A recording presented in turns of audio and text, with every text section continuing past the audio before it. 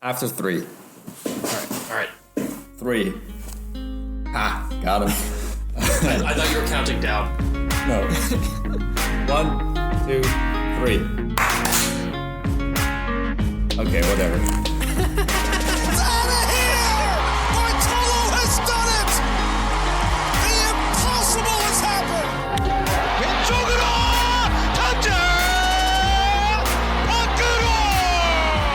송원빈! Who's the guy on first base? That's right. Okay. All right. What's the guy's name on first base? So what is on second? I'm not asking you who's on second. Who's on third? I don't know. Oh, he's on third. We're not talking about him. Welcome to Baseball Banter, an international baseball podcast that will take your Major League North American baseball and raise it with the vast wastelands where international baseball takes place, going from the whimsical winter leagues of Latin America over the idiosyncrasies of the Asian game to the what is baseball old continent, being Europe. I am Toine, I am from Europe, and joining me today to talk to you about what we will be doing and why in God's name we are even undertaking this are Barney and Ollie. Barney, who are you? What is your favorite MLB team? And tell me one fun fact about yourself. Yeah, I'm Barney. I'm glad to be here. My favorite MLB team is the Seattle Mariners. And other than the fun fact that I apparently hate myself because I'm a Mariners fan, my favorite thing to do is moving to countries that I've never actually set foot in. Okay. Can you elaborate? Yeah, I moved to Belgium pretty recently, actually. Having never been to Belgium. All right, and that's like a hobby of yours? Apparently. All right, cool. Speaking of hobbies, Ollie, who are you? What is your favorite MLB team? And tell us one fun fact about yourself, which can also be a hobby or anything else.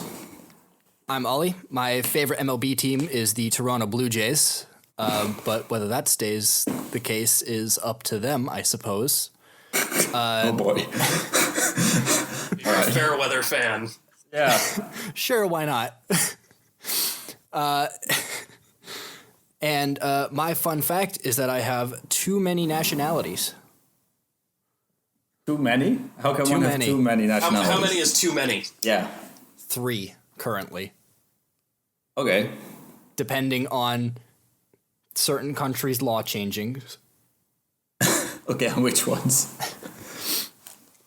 So, I have 3 right now, but if I felt like it, I could probably, depending on documents I can find, apply for 3 or 4 more.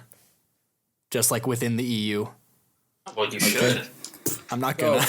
That sounds like effort. So, Ollie, would you say that you are a very international person? I'm a very Western international person. That's great, because that's segueing perfectly into what will this show be about. But first, who am I? My name is Toine. My favorite MLB team are the Philadelphia Phillies. And one fun fact about myself is that I once threw a combined no-hitter. Wait, you what? I once threw a combined no-hitter together with Barney. Sorry, combined one-hitter. Combined one-hitter. I forgot about that. Yeah. Should have been a no-hitter. It should have been a no-hitter. It was my first pitching appearance in a lot of years, and I gave up no hits in 2 innings of work, striking out 5. Yeah, we should probably mention here that we're all both players and coaches for our local baseball team. Yeah. Here in rural Belgium. Yeah. Rural. On the acres of Belgium, we play. That's the entirety of Belgium, guys. If Out it's in not Antwerp, cornfields. If it's not Antwerp, it's in the acres of Belgium. Yeah, so we're all coaches of a Belgian baseball team. But we had a feeling that we wanted to do a baseball show together, talking about baseball, about American baseball, but also international baseball. Ollie, you're a big fan of international baseball, right? Sure. What are some of the bigger international leagues that you can think of? So I think the 2 biggest ones would be the NPB in Japan and the KBO in Korea. Yeah. Just on a money and talent scale. But the easiest one to watch is the Australian Baseball League, just because they put all their videos on YouTube. Yeah, so that's like, it's not like they're the easiest on the eye, but they are the easiest to get to your hands on. Yes, it's double A quality play and also Double it, yeah. yeah, this is what it looks like, what minor league baseball looks like in the States, both in video and in play. Okay. Except for the fact that every commentator is Australian and they commentate it like a cricket match. I love that. Barney, what are there any leagues that you know that are pretty good? No, mostly I follow MLB, so actually I'm just as excited as hopefully our listeners are to learn about some of the other international leagues a bit more. Yeah, I hope so too, yeah. So basically what we want to talk about is the setup of these leagues, who are like the big teams in those respective leagues.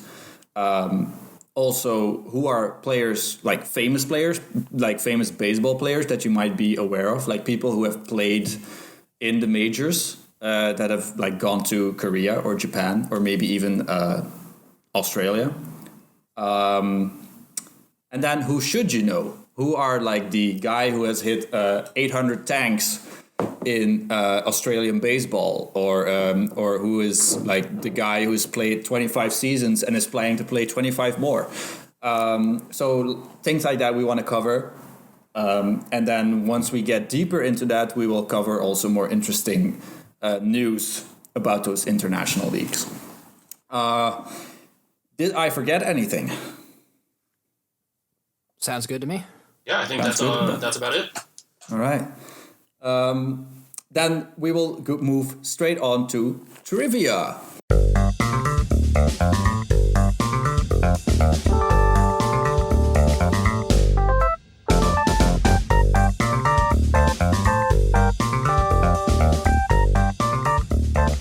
One of the things we want to talk about on the show is cool trivia. So just stupid baseball stats that we find, because we love finding stupid baseball stats. Okay, you guys are ready? Yeah. Yeah. All right. So, in the 2020 NL East, can you name the team who had the most games holding a lead and the number of games? Oh, I know which team it is. Yeah? And I can guess. It was a ridiculous number. Holding a lead or blowing a lead? It's a game in which they have had a lead. Oh, in which they had a lead, blown or not? Yeah, okay. Exactly. They had a lead, like out of 60, so 60 games. All right, so Barnes, do you know the team? No, I don't know the team. I have a guess, but I don't know the team. Well, you can guess. Yeah, I can hear you guys' guesses, and I can tell who's right. The team is the Philadelphia Phillies. Yeah, that was my guess. Great guess, guys. Now, can you name the number? I want to say that it's like 50. I was going to go with like 42. It's 49.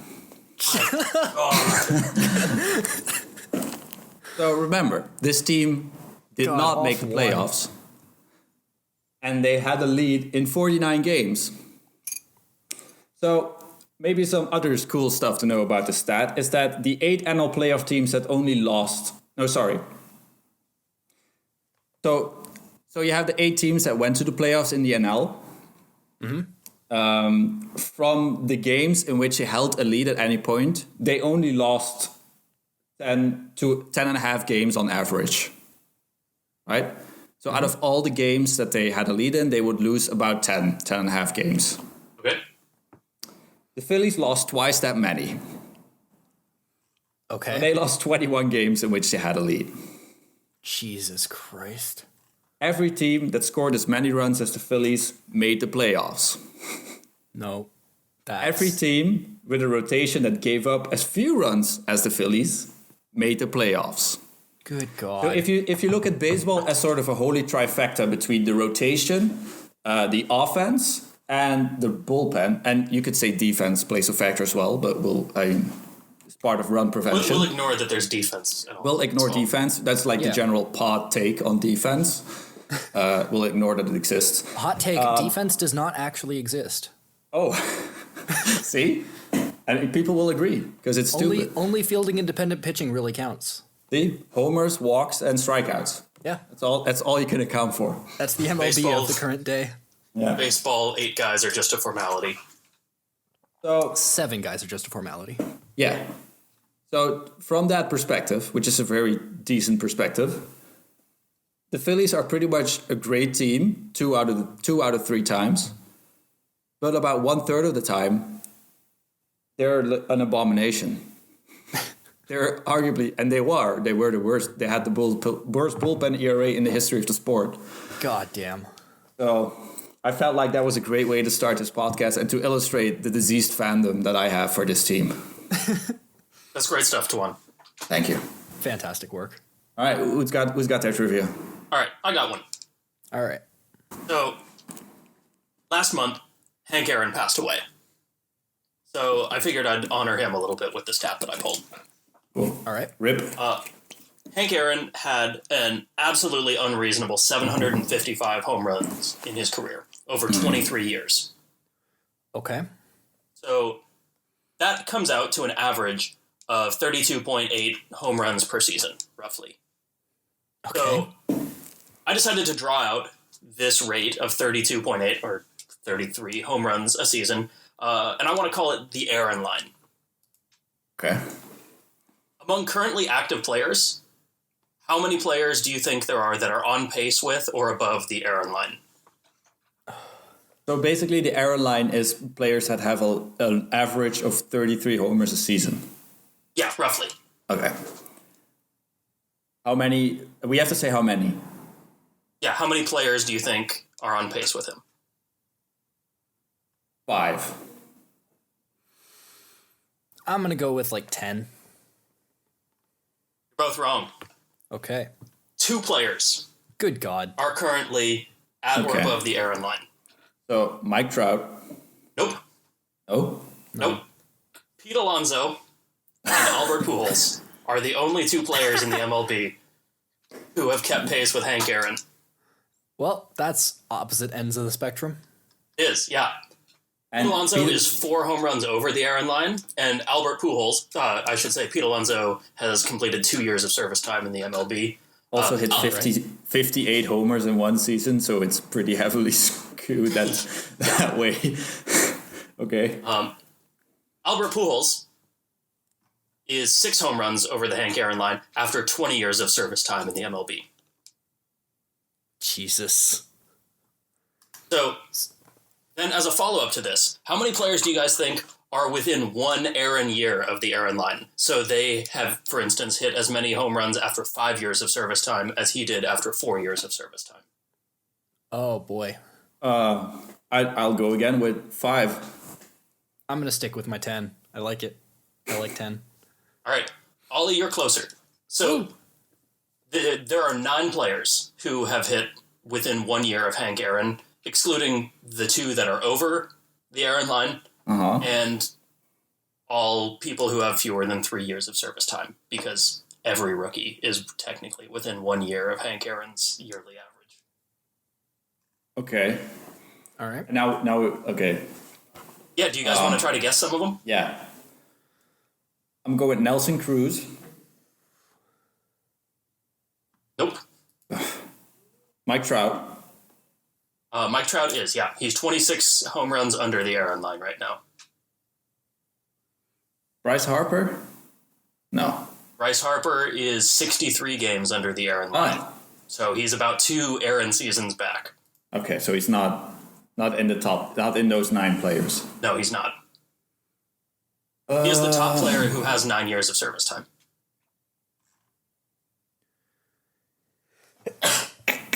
Bless you.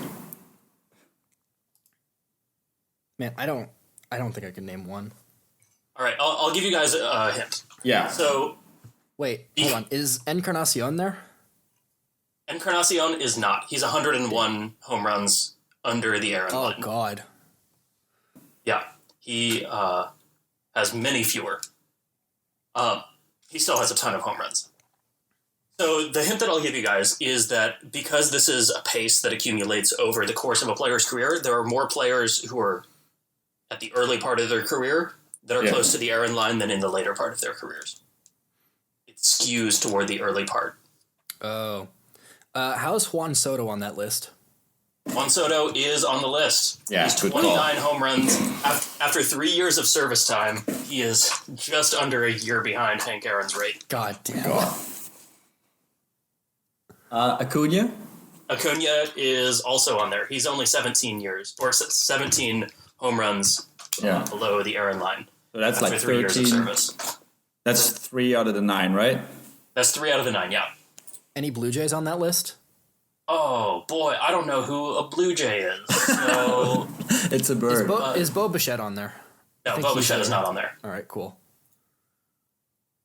Mark the ones that he has gotten so far. I think Luke Voigt. Nope, no Voigt. Yeah, he played a short season, so it's probably Is Kyle on there? Kyle? Yeah.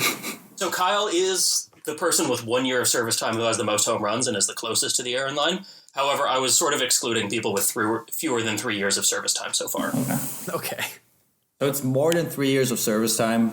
Yeah, 3 or more years of service time. Okay, that excludes a lot of people then. Aaron Judge. Aaron Judge is on there. He's 12 home runs under the Aaron line. Yeah. How's Stanton? Interesting. Is 49 home runs under, so he's about a year and a half behind. Nah, dang it.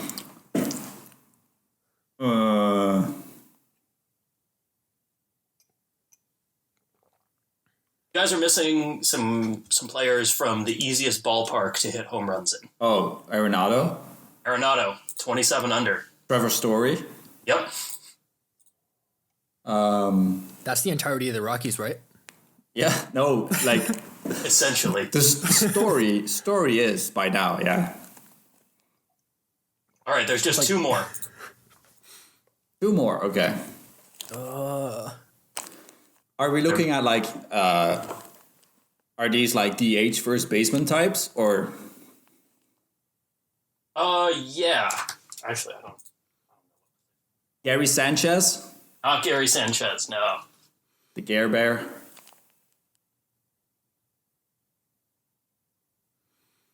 All right, let's see. One of them Yeah. is a first baseman and a right fielder, according to Baseball Reference. Okay. Another one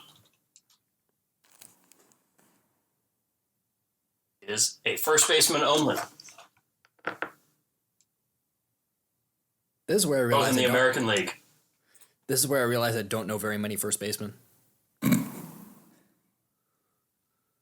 It's a very unimportant position. You guys want me to give it to you? Yeah. Yeah, give it to us, Barney. Matt Olson from the A's Oh, I never would have guessed that, but Nope. yeah, great shot. and Jose Abreu from the White Sox. Oh, Yeah, Abreu probably should have guessed that one.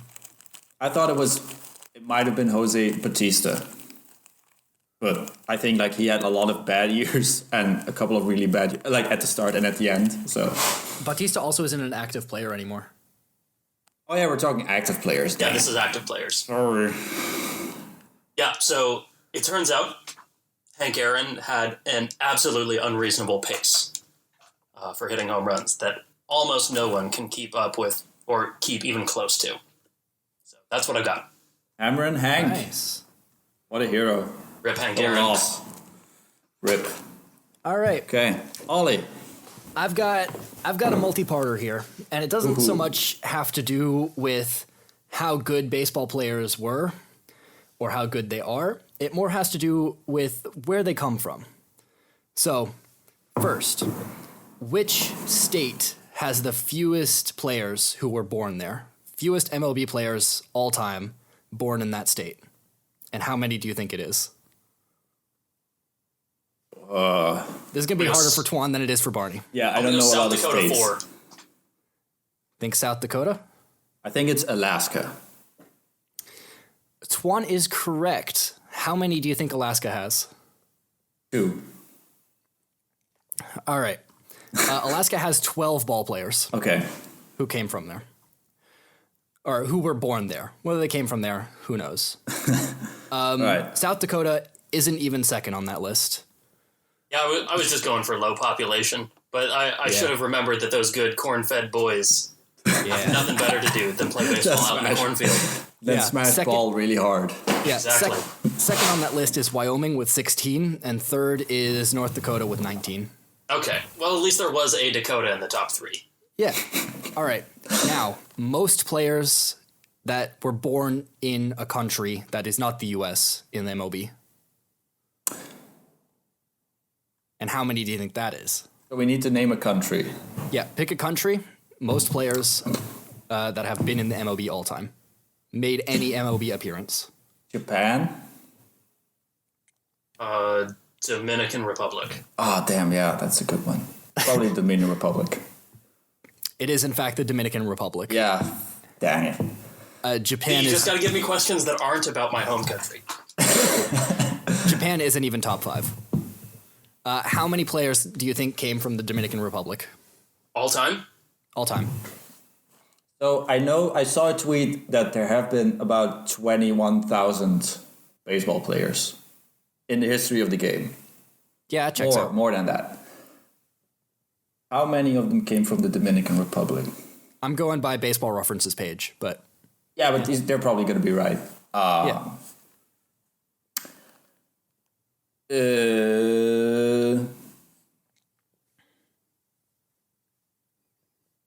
I'd say 1,600. 1,600? Barnes? Yeah. I'm going to go 750.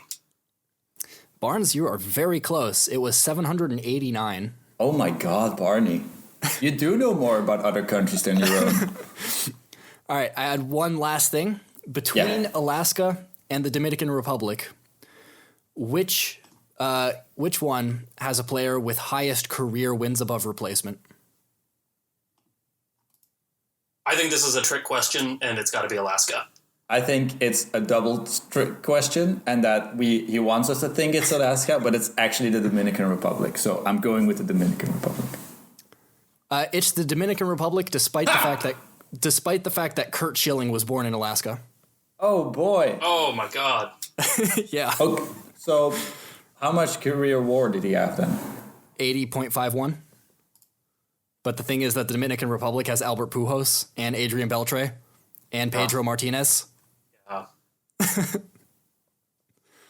But good call there on with the Curt Schilling one.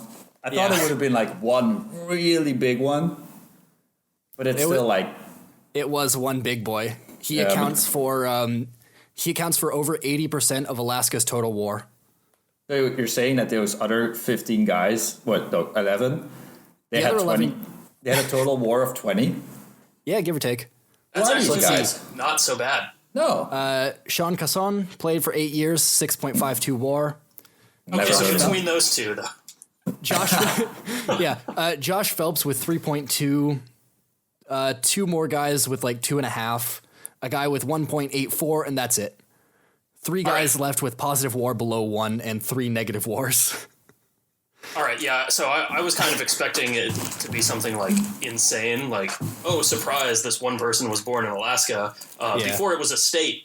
But no. Joe Jackson was actually from Alaska. No, 1980. His daddy was a from prospector. 1988. Born in 1966. Oh boy. You think he's gonna get into the Hall of Fame? Curt Schilling? Yeah. Oof. No, the number 2 guy with 6.5 career WAR. No. I think Curt Schilling is. 'Cause that's kind of a topical question. No, I think the thing is, like, he's at the 70s threshold. I don't think there's ever been a player that had 70% at his final year, at his second to final year. But the problem is, of course, that he did say some stupid things. Yeah, and he rescinded himself from the vote. Oh, yeah. Yeah, but He he's removed not himself from the ballot, and he's just like the, what's it called, the historical committee? Yeah, but they didn't allow that, though. Oh, did they? Did they not allow that? If I'm not mistaken, the committee said, like, no, we're making the rules. According to the rules, you can still be on the ballot. Therefore, you're on the ballot. But yeah, I think it's going to be a very interesting year next year, because you got three guys, Barry Bonds, Kurt Schilling, and Roger Clemens, who are in their final year on the ballot. Yeah. But you also got A-Rod coming on there, and David Ortiz. And you've got Omar Vizquel, who is slowly like getting lower because of the domestic abuse stuff that's coming out. Mm-hmm. So it's going to be a crapshoot next year. Yeah, well, Ortiz is first ballot. I don't think he has a problem. Like, fuck Kurt Schilling, so it's fine. Yeah, in general, he's not a good person. But I think that's like it's a whole different debate on, do you want it to be, the character clause? Like, yeah, do you want it to... Yeah, is it a referendum on, like, the player, or is it a referendum on the stats? Yeah. It's a discussion on its own. Yeah, definitely. Oh, we should have a separate pod just on the Hall of Fame discussion. But I think episode 305, how do we spice up the Hall of Fame? Coming soon to a podcast service near you. Yeah, exactly. All right. Cool. Speaking Thanks of for the stats, guys. Hey, thank you all. And speaking of things that we could fill the rest of this pod with, oh my God, how much money is Trevor Bauer getting? Yes. How cool was this video? I've been dying to talk to you guys about this for the entire day. We've had to save it all for the podcast. And now we're here. So, my first thought on the contract is job well done by both Trevor Bauer and Rachel Luba. Absolutely. So maybe we should take a step back.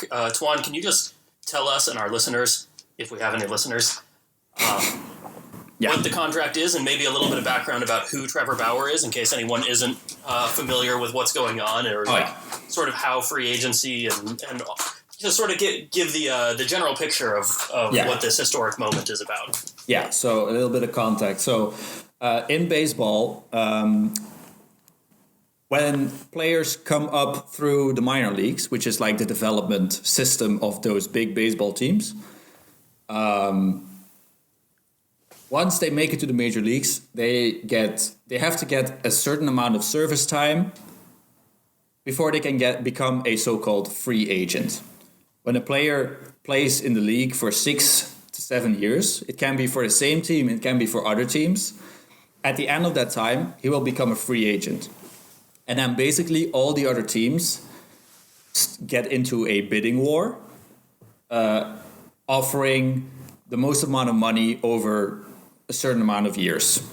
So, for example, Trevor Bauer, he got a contract offered to him by the Dodgers, which was worth $102 million over 3 years. And this is, I think, the best part about it, 2 opt-outs. So after every year, he can opt out. So after the first year, when he's made $40 million, he can opt out and go back to being a free agent and let all the other teams suit him or be suitors to him. The thing is, though, in that second year, he's making $45 million.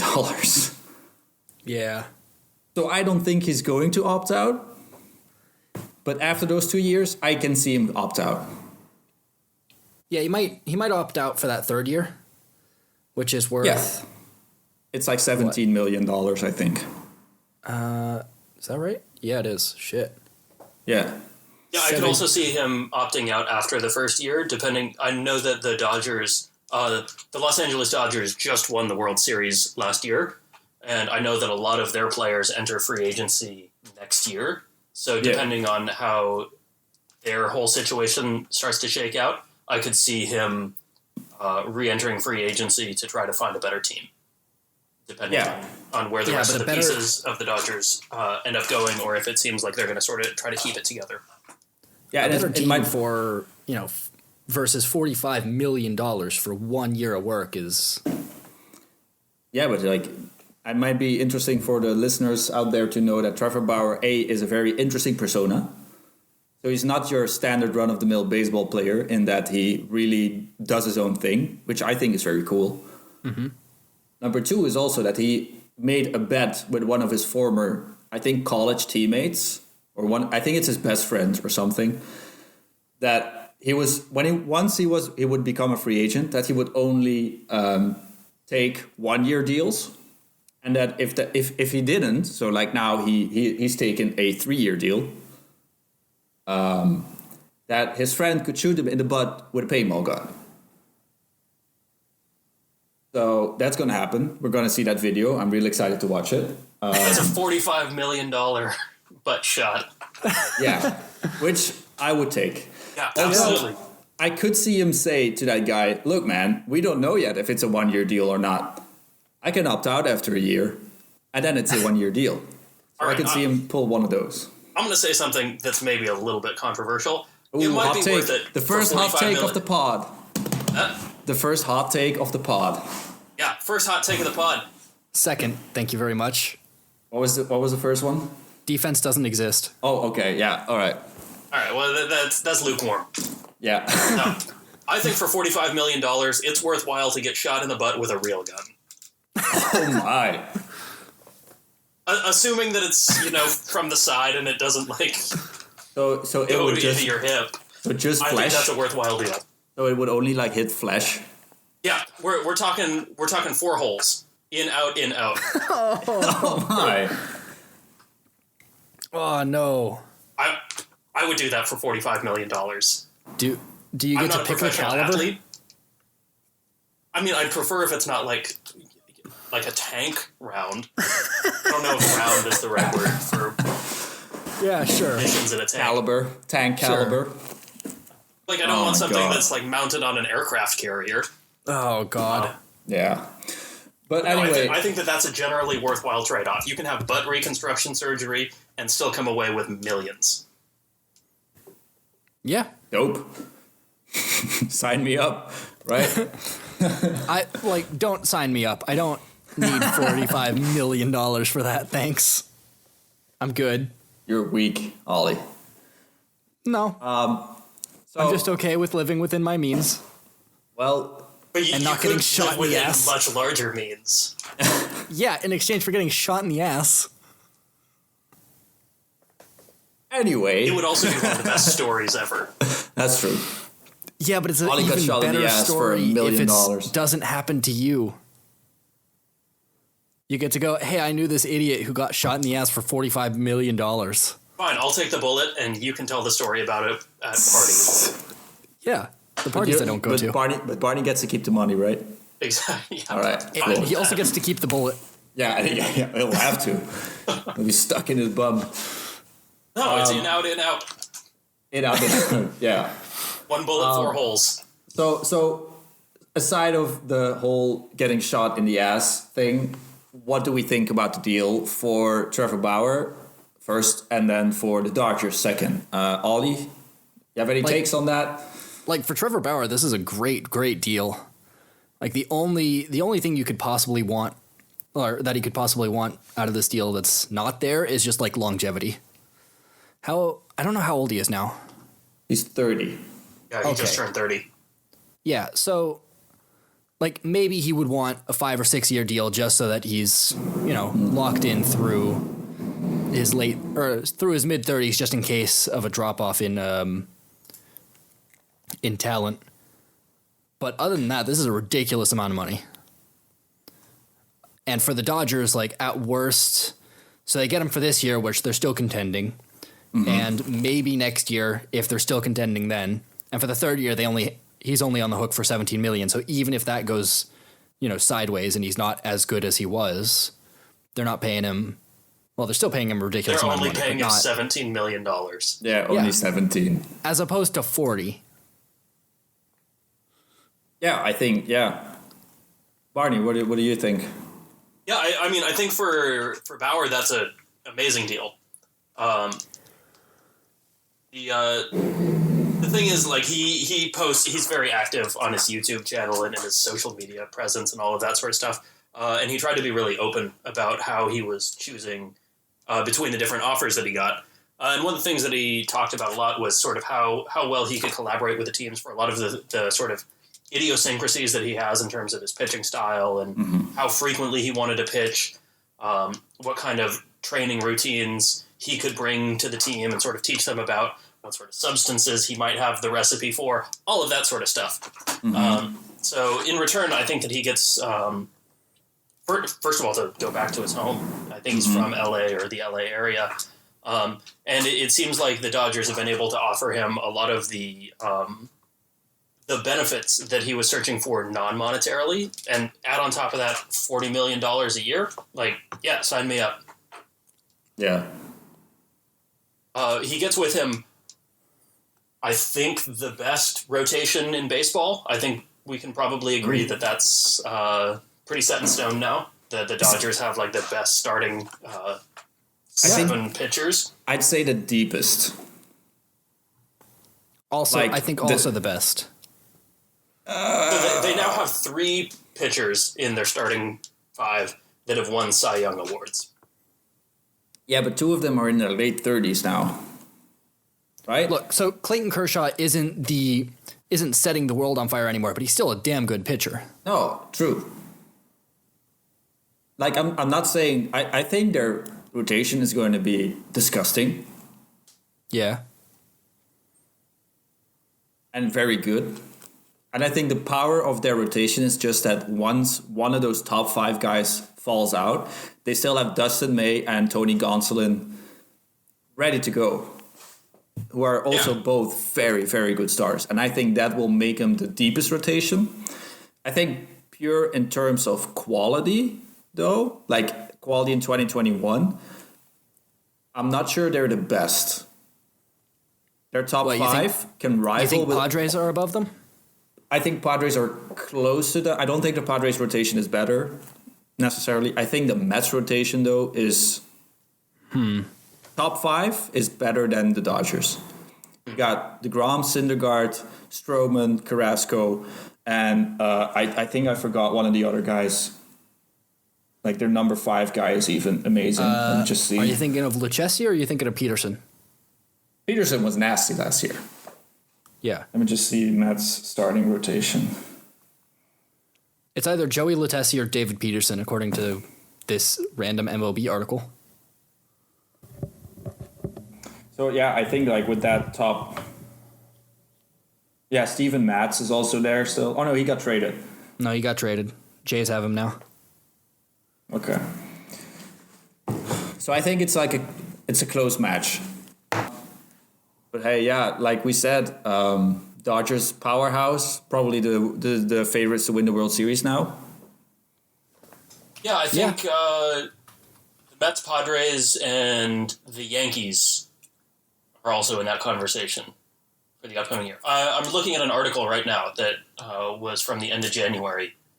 So obviously a few weeks old, didn't have the Trevor Bauer news at that time. But according to this article, or I guess the article quotes Fangraph's depth chart projections saying that the Yankees have the highest WAR projected among pitchers. So I think that they're definitely in the conversation there for best rotation.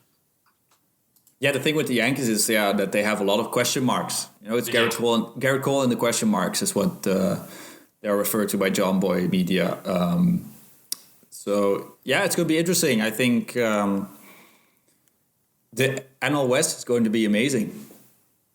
2 teams in the NL West. 2 teams of them are going to be amazing. And the Diamondbacks, apparently, they have a lot of interesting minor leaguers coming up.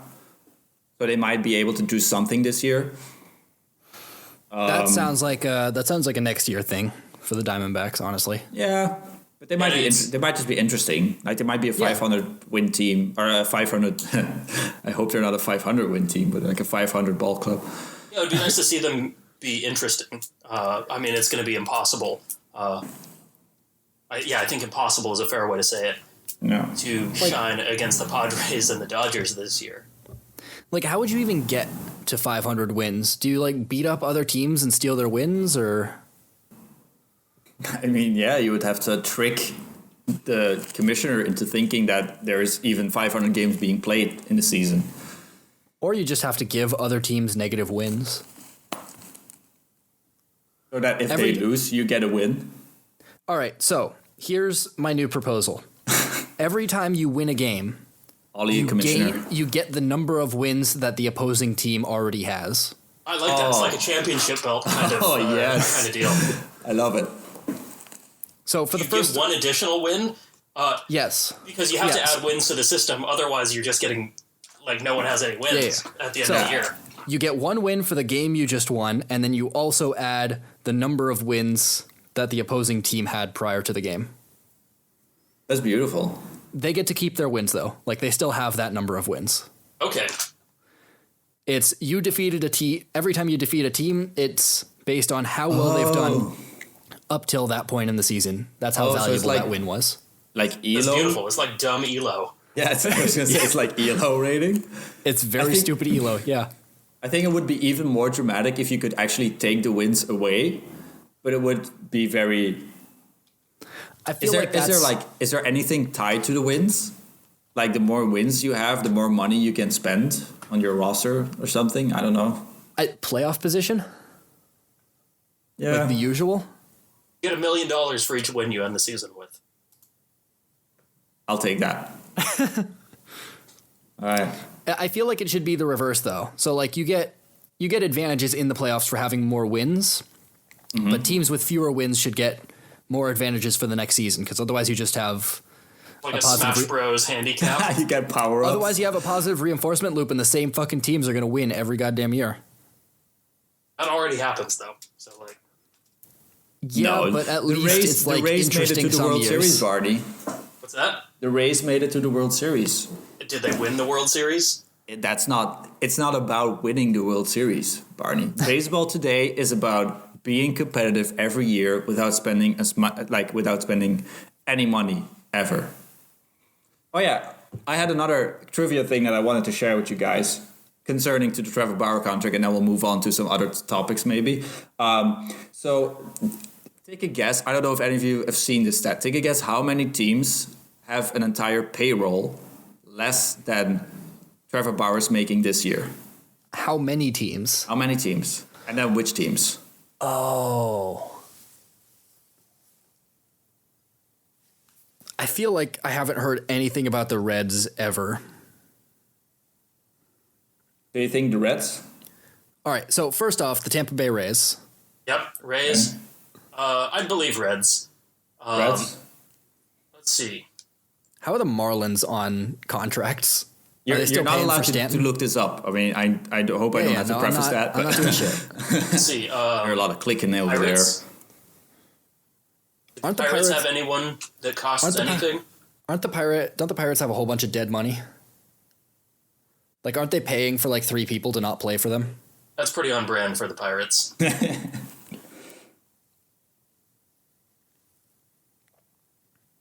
Are you getting close to a final answer, or do you need some more time to think about it? Think about it for another minute here. Yeah. How big is the Mariners? So are we talking? I think the Mariners are probably close, but are we talking Trevor Bauer's entire contract? Like no full? Oh yeah, entire just this contract. year. That's like 2/3 of the league. Yeah, it's just this year. All The right, 40 just the million. first He's year. making 40 million this year. I think Mariners are close to that, but I want to say the Mariners are probably at like 50 to 60 million. Wait, guys. Yeah. Didn't we just play OOTP where the Mariners had like 70 million for the next year? Yeah, but that was also weird about free agents and arbitration and stuff because it wasn't exactly up to date. Yeah, but still, they're not Plug getting for down. our other show where we play out of the park baseball. Yeah. Watch us on YouTube. Do at it. MBFG Sports. Do it now. Sub now. Yeah. Sub, hit a like, subscribe. Oh no, I was just threatening their well-being. Yeah, do that. No, it's fine. He's the bad cop. I'll be the good cop. Yeah. It's fine. Ollie is our muscle. Yeah. That's terrifying. We need better muscle. Drink more protein shakes. I'm working on it. I know. What about the Royals? Do the Royals have anyone that costs anything? Fuck, I haven't heard about the Royals since 2015. They've signed a bunch of guys this season, this off season. They signed Carlos, the first baseman from the Indians. What's his name again? Carlos Santana. Sign him for a I good think deal. that's a guitarist. Stop. Is it Carlos Santana? Yes. Yes, it is. I'm not listening to Barnes. It doesn't matter. Carlos Santana is a guitarist. Yeah. I think he also made a champagne. If the Lonely All right. Island is to be believed. So I'm gonna go like 7-ish. Hold on. So we had the Marlins, maybe the Reds, maybe the Tampa Bay Rays. Although I'm not so sure about the Rays anymore.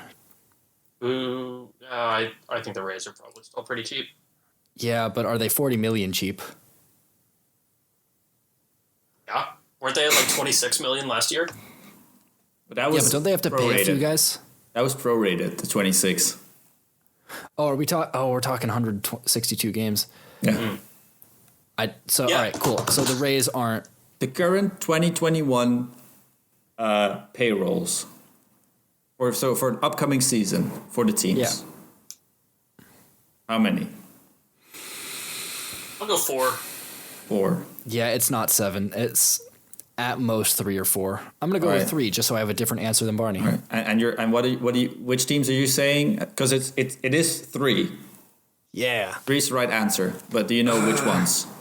I'll go. You'll go first, Barney. All right. I'm gonna stick with Royals. Mm-hmm.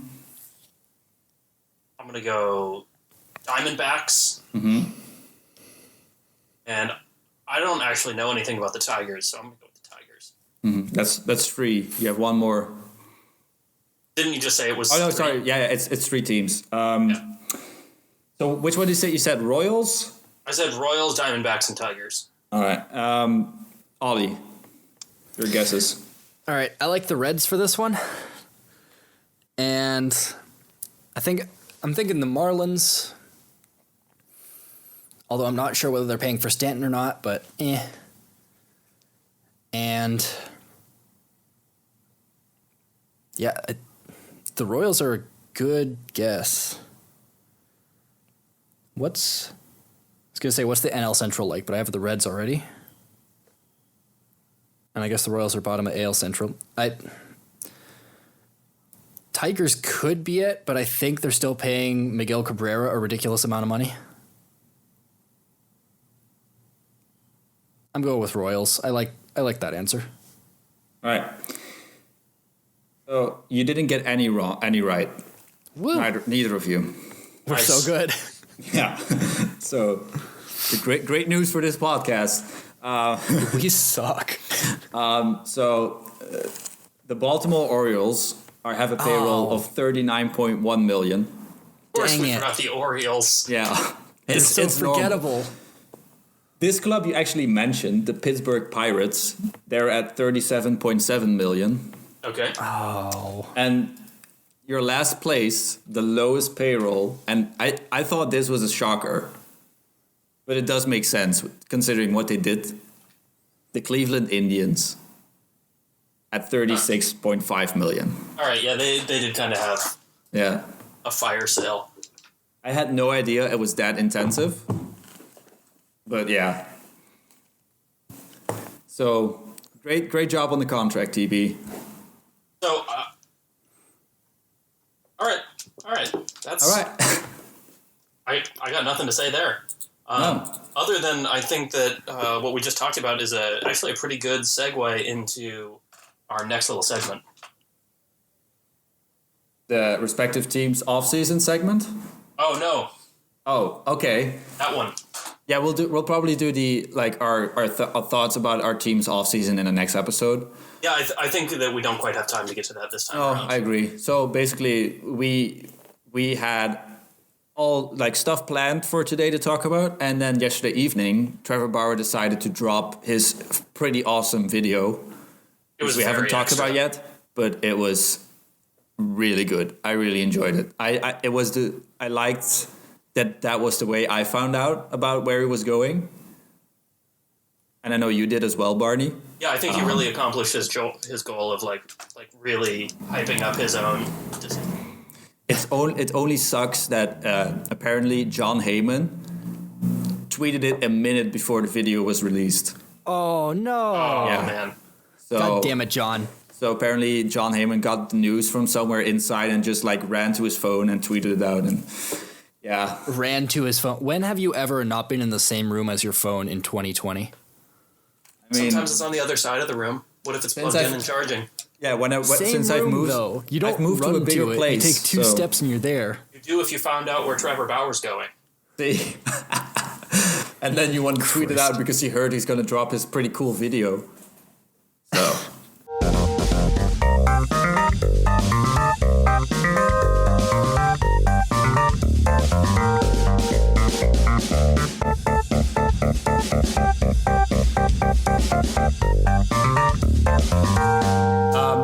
So, Barney, I got in the way of your segue and I got run over. So, No, that's okay. That's okay. please pick me up and carry me to the hospital by continuing your little Yeah, segue. so one of the things that we want to do here is, and I guess we've sort of already done a lot of this, is just like sort of throwing out trivia, factoids, stats, that sort of stuff about the game, and then forcing each other to guess Yeah. answers to things. So what we put together is a little bit of a game wherein I'm going to ask a question to both Oliver and Toine. And they're going to have an opportunity to sort of fight for the answer to accumulate some points, and we'll keep tabs of them over the course of the season. So every episode, I'm going to come up with a theme that's going to be secret until I reveal it on the episode. And then all of these questions are going to be of the form, there are X blanks in Major League Baseball. Can one of you name one of them? If so, can the other person name two of them? And we'll have you go back and forth until neither of you feels confident guessing anymore. At that point, the person who said that they can name the most of those things will name as many as they can, pretty much exactly like how we just did the team salary game. And then if you get them all correct, you will get points equal to the number of things that you named. And if you get any of them wrong, the other person will have a chance to steal at the number that they said they were confident at. And if they do steal, then they will get all of the points that you were trying to get. That makes sense? Yeah, I think like maybe one thing is that if you guess wrong, you also lose, right? It's not that you can keep As guessing. soon as you guess wrong, Yeah, we bump it over to the other person. all your guesses have to be correct. Yes. All right. So, in that case, let's get started with this first one. So, the theme of today's trivia game is the Baltimore Orioles. Oh, God damn it. this is gonna be fun. You guys All right, weren't ready for this, I were feel you? I feel like I might have an advantage due to the fact that they're in my team's division, but I also have a disadvantage because nobody likes talking about the Orioles ever. Yeah, neither of us, we didn't remember that they were a team, despite the fact that I have their name and a bunch of trivia about them written down on the piece of paper in front of me. That's how forgettable they are. Are we? I hope we're not slowly becoming a Baltimore podcast, because then, yeah, All right. I don't know if I want to keep going then. Baltimore Oriole fans are going to dislike, if they find us, they're going to Hey. dislike this, but they're also going to hate watch every single other video we put out. So Hey, and you know what? If they can prove us that we're wrong, we'll take it. We'll take the L. Hey, they've been to the playoffs more recently than the Mariners have. And the Phillies. But to in be that time, they've also lost 30-3. All right. So All right. Okay. Let's not hate on the Orioles too much. My question. All right. So my first question: Yeah. Al Ripken Jr. has the record for the most consecutive games played at 2,632. Oh. There are 6 other players in Major League history with more than 1,000 consecutive games played. Ollie, can you name one of them? I think so. Toine, can you do 2? 1,000 consecutive games. Yeah. Yeah, I can do 2, definitely. All right. Ollie, can you do 3? Oh, absolutely not. Not a chance. All right, Toine. Right, so I know that Cal Ripken Jr. beat Lou Gehrig's record, Yep. so that's one of them. That's one of them. And then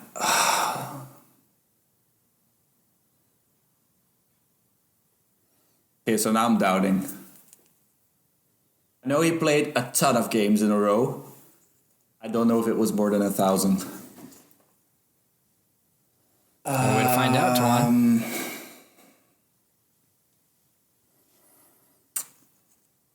Second guess.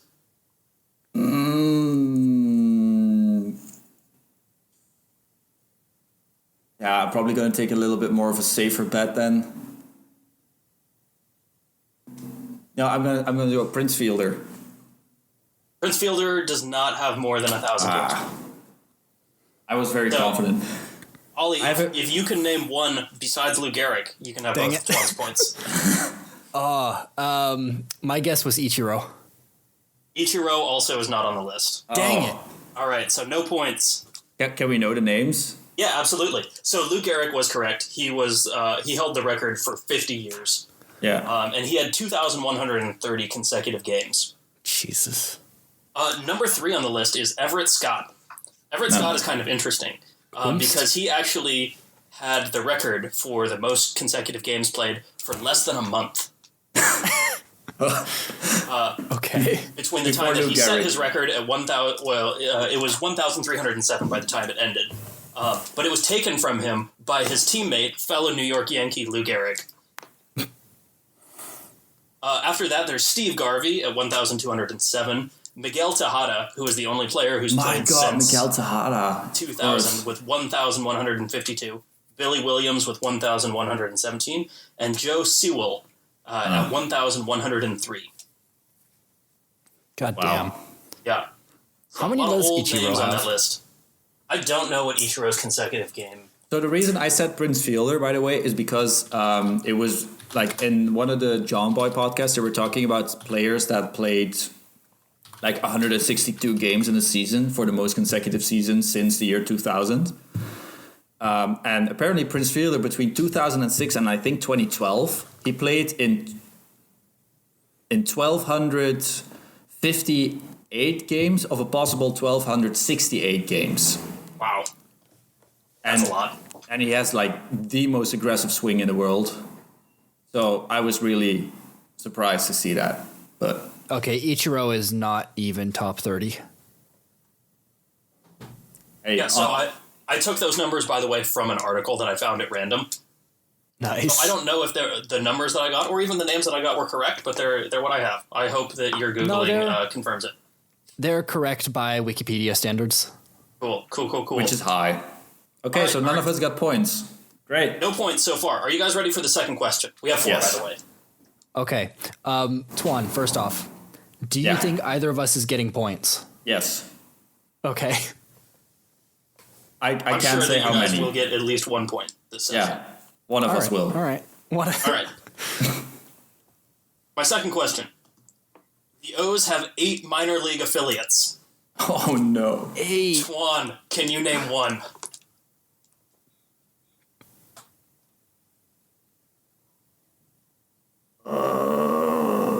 No. Ollie, can you name one? This is when I would know if at any point when I'd played Road to the Show, Yeah, you would have played. I'd pick the fucking Orioles. But of course, nobody ever Also, picks the Orioles. come on, out of the park. Yeah, Oh, yeah. no, I don't care. I have never played with the Orioles. No, I can't. I don't. Nope. All right, I'll just run through these pretty quickly. At AAA, they have the Norfolk Tides. At AA, they have the Bowie Bay Sox. Single A, they have the Frederick Keys, the Delmarva Shorebirds, and the Aberdeen Ironbirds.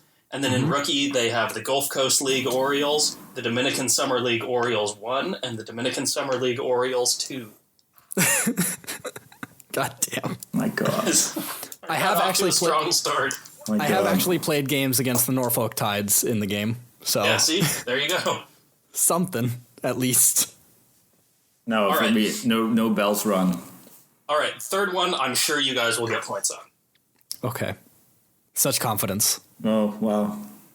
Baltimore Orioles are one of 12 major North American sports teams. So that's from the MLB, NBA, NHL, and NFL that have a bird as the mascot. So there are 11 okay. others. Oh boy. Hold Ollie, on. can you name one? Definitely. 1, 2. Yeah. Ollie, 3. Hold on, I'm writing them down so I don't forget them. I'm gonna do it by head. If I can think of any. Come on, that's horseshit. I probably won't be able to, but... Yeah, I can do 3. Juan, can you do 4? Hey, I'm very baseball biased. So basically I have to say baseball teams that have it. How many do I need 4, right? Need 4.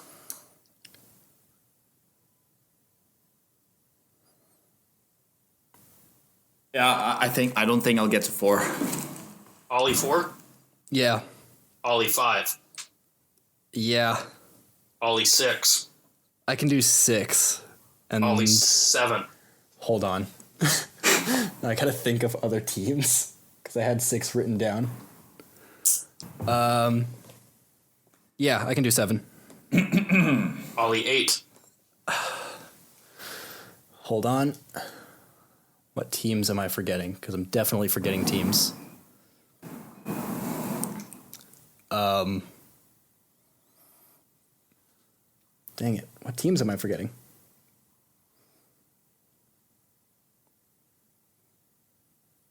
No, not 8. Just 7. 7? All right. Yeah. So, Ollie, name me 7 teams. All right. I got the Toronto Blue Jays. All right. I've got the Seattle Seahawks. All right. The Pittsburgh Penguins. All right. The Arizona Cardinals. Yep. What? The Arizona Cardinals are a football team. I The get St. that. Louis Cardinals. Yep. The Atlanta Falcons. Yep. And the Philadelphia Eagles. I should have done the Eagles. Okay. All right. 1, 2, 3, 4, 5, 6, 7. Yeah, you got 7 points, Ollie. Woo! Fucking All A. right. So, in addition to the 7 that you named, there's also the Baltimore Ravens. Right, the Baltimore Ravens. How did I forget about the Ravens? They're in the playoffs this year. They're also in the same city as the Orioles. Yep. No, I'm just Anaheim gonna... Ducks, the NHL team. Yeah. The Atlanta Hawks, the other Atlanta Bird team. Yeah, no, I don't follow the NBA. And the New Orleans Penguins. The what?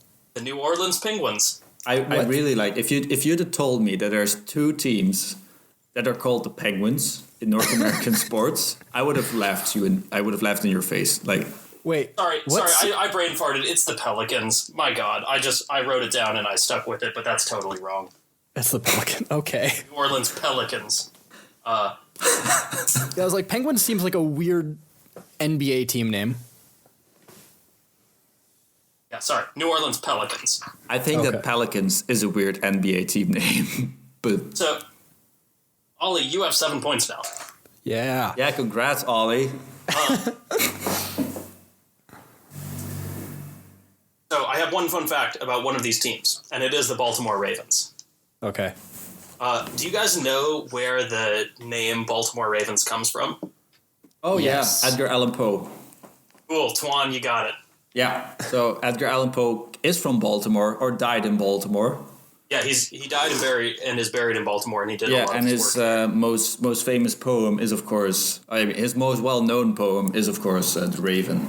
Yep. Forever knocking on our chamber door. Quote the Raven, nevermore. Beautiful piece of literature.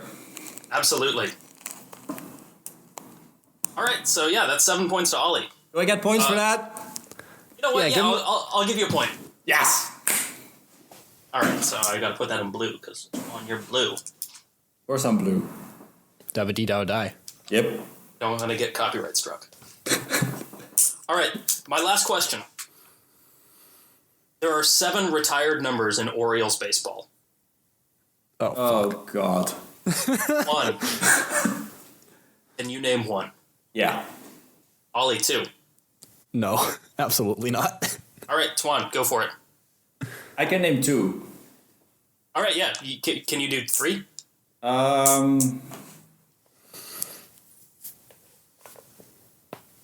Who else is there? 7, right? There are 7 total, yeah. I know 2 for sure.